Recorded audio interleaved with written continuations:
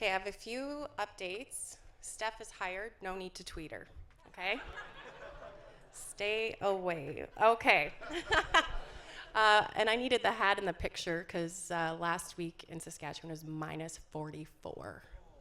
Yeah, that's not going to help with recruiting stuff, but we do have an office in Toronto.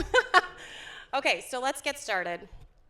Am I continuing here? I think this is past to the last presentation. Sorry. Okay, so hi everyone. I am the CEO and founder of Coconut Calendar, and no, we don't sell paper calendars with coconuts on them. We're an enterprise online appointment scheduling solution, and I have a success story to share. We have just launched with the second largest tax preparation company out of the US called Jackson Hewitt. And so what our application does is allow consumers to go ahead and book their tax appointment in over, is this weird feedback? Over 6,200 locations in the United States of America, which is exciting, as that was our huge, well into the six-figure deal. And it's US funds, it's like $1 trillion Canadian. So let's get more of those. Steph. Okay. So I wanted to talk about Bootstrapped to Silicon Valley, and I want you to know I was completely against drinking the juice. And actually, when I left the Valley, I still was skeptical about drinking the Silicon Valley juice. Alex. All right. So how everything changed overnight. So we didn't start as an enterprise company. We actually started, and when I say we, I mean I started the company back in 2007, so it's been a long ride. I was working full-time. I didn't take the traditional route.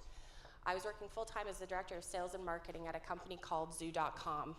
And as all entrepreneurs do, you're just trying to hustle. I was making phone calls in my car in the afternoon, just trying to get more sales. And we were targeting the hairdressers, the massage therapists, so on and so forth.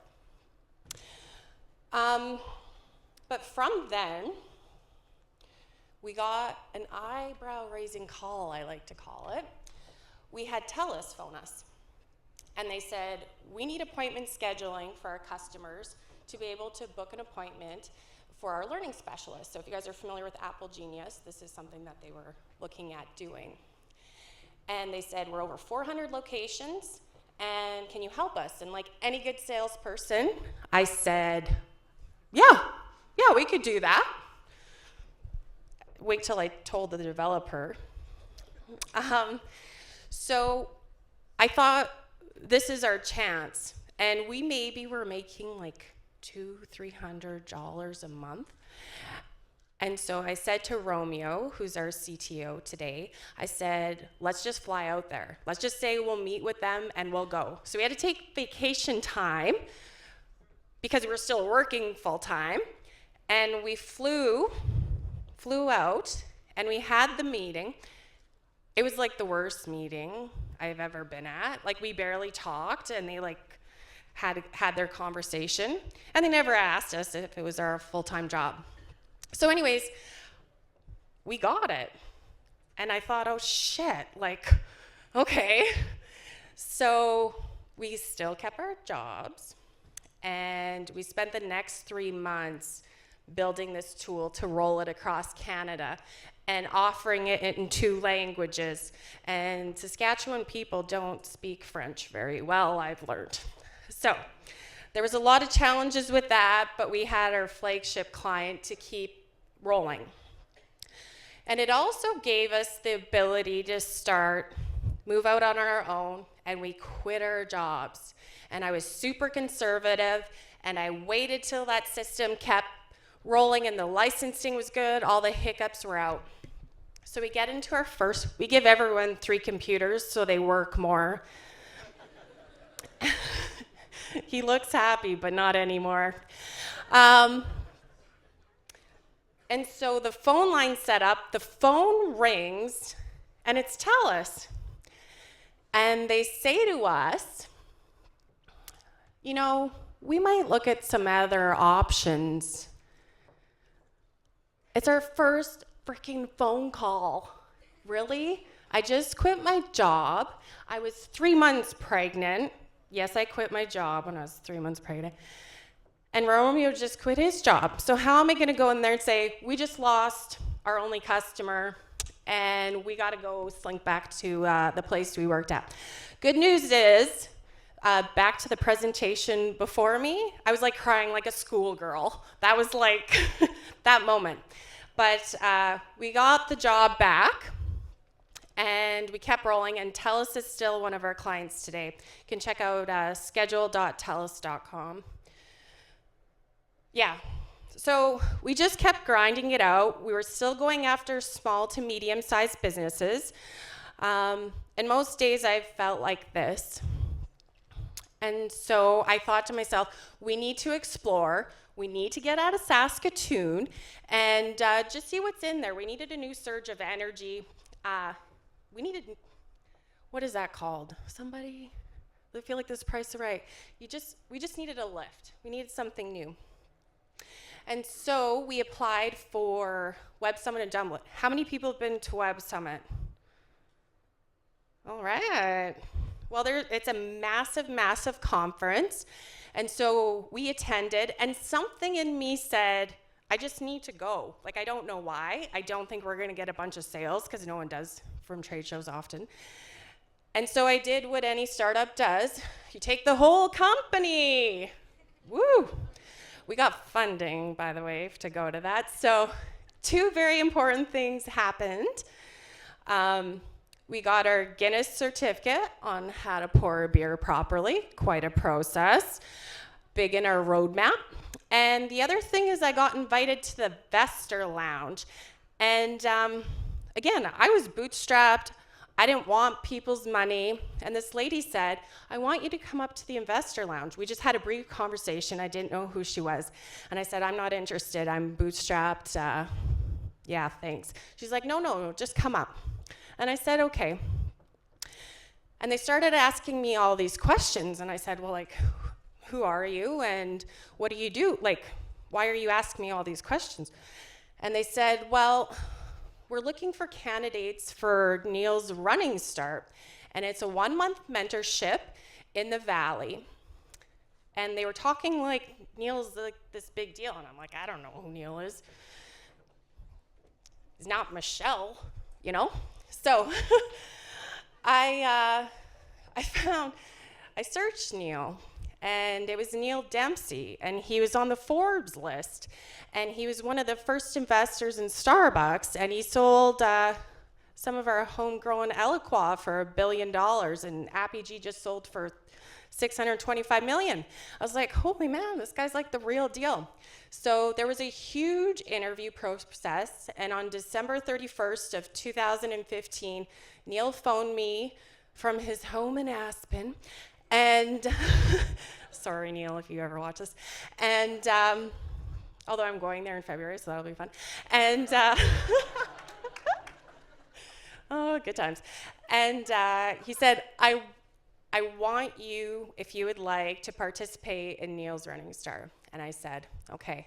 Now, it was a big decision because, one, from Saskatchewan, going to the Valley, believe in doing it yourself, hard work, get it done, build a company, don't want to owe anybody anything, but he didn't ask for anything. He said, I believe that the infrastructure outside of Silicon Valley needs more mentorship and more help, and he feels extremely passionate about that. So 3 other European men, this is gonna sound bad because I'm like 1 woman and 3 European men, and we all lived in a house. And my husband's probably like, what? But he was good, and I had to I read my kids' stories. They're sweet. So raising a startup is like raising a family, and it takes a village to do both and manage both. And for anyone who wonders about having a career and having kids, I decided I wasn't gonna pick. I'm doing both.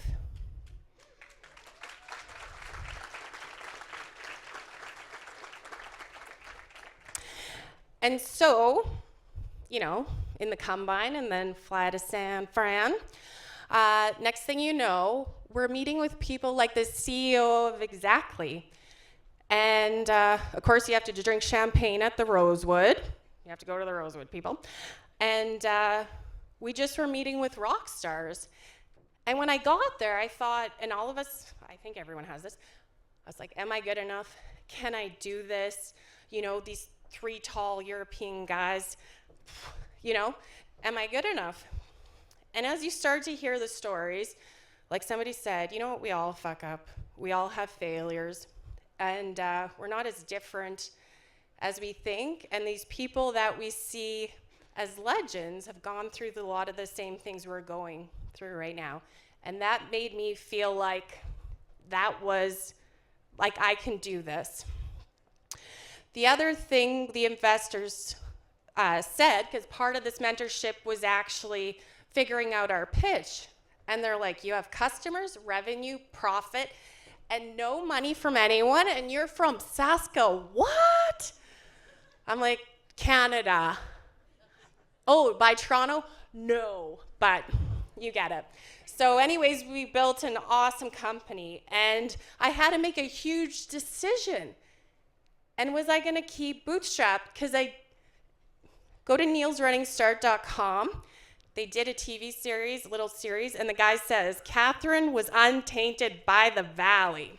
But I did go raise some money.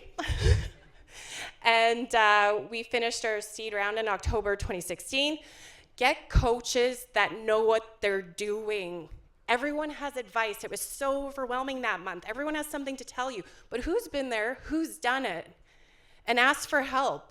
Major professional athletes have coaches. We need them too. And I just try to do it by myself for too long. We're expanding. We're in Saskatchewan. We're in Toronto. We're hiring. We took Steph. Now that we have the money, we can move faster and harder, and enterprise appointment scheduling is blowing up, and we get to have this amazing adventure together, and we get to sit back and watch this dream unfold and really turn it into something that's great. And thank you for having me, and I went over time, and I'm sorry, but thank you. Two questions. Two questions.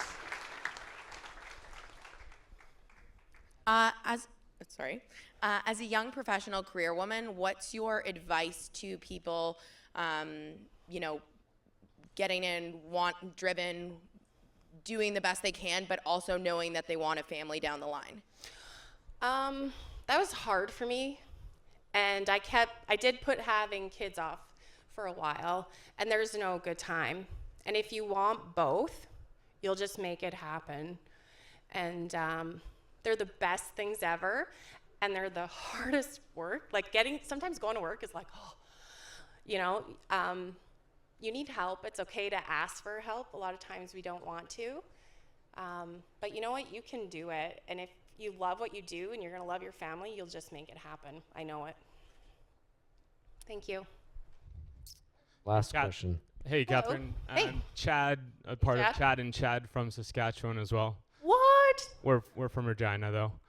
Ooh. We don't get along. Our company is called AnyCard, and we have an e-gift card platform. We focus a lot on the SMB market. I'm just wondering if you have some advice on, are you still focused on the SMB market and scaling that segment and how hard it is? We are not. I think if I was to go back, we should have got investment sooner, because there's a lot of companies that came into the appointment scheduling market and took it in the SMBs. It's a blessing, because we were able to chop it off, and now we have a unique factor that we only deal with enterprise. And the needs of an enterprise versus a SME is night and day, and it's really hard to cater both in what it is that we do. But I think it's a land grab from what I've experienced. Like, if you have an opportunity, you have to move fast. I can do enterprise the way I want it to. Bootstrapped, you need the gas to get going. And don't fuck it up. Ooh, thank you.